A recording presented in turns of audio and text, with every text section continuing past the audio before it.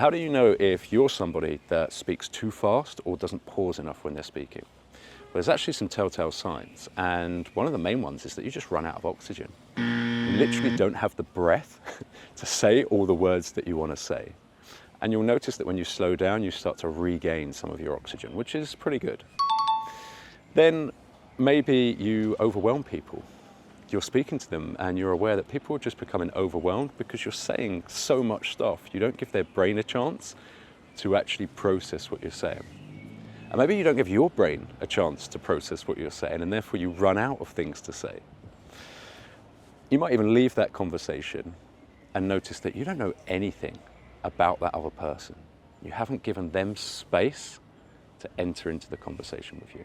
You can have a conversation that feels very much like a back and forth. A great analogy we have for that is like when you're playing tennis.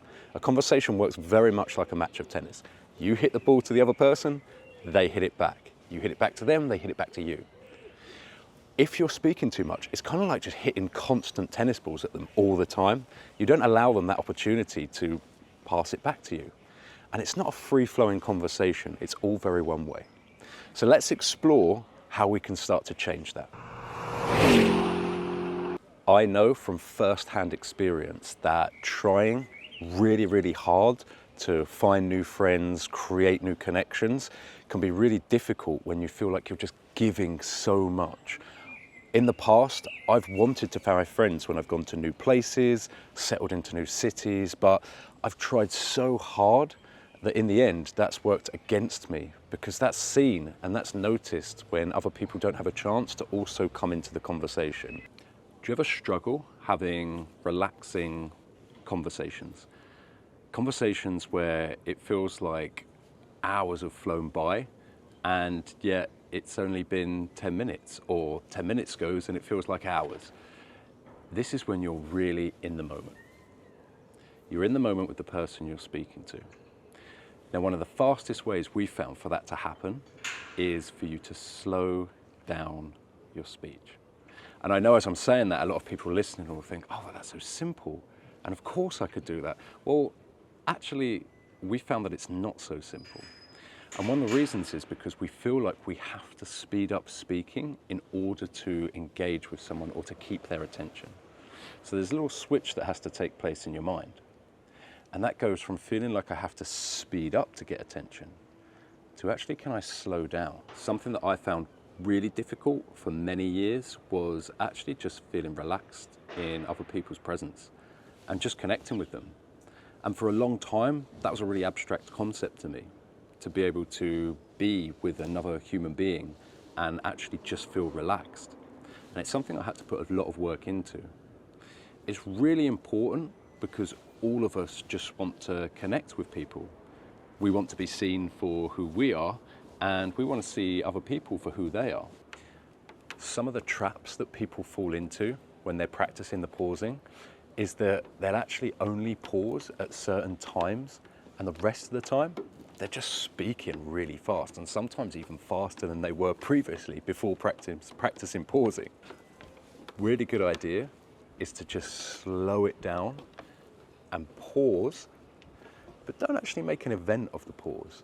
There's really good times to pause. Some of those are at the end of a sentence, or when you're making a point, you can pause for dramatic effect. When everything's moving fast, he moves with purpose. This isn't arrogance, it's presence. This isn't a sentence, it's breaking the mold. Go on the feedback of what you're getting in real time from the person you're speaking to, and then adapt and play and change with it. It doesn't really matter if you get it wrong.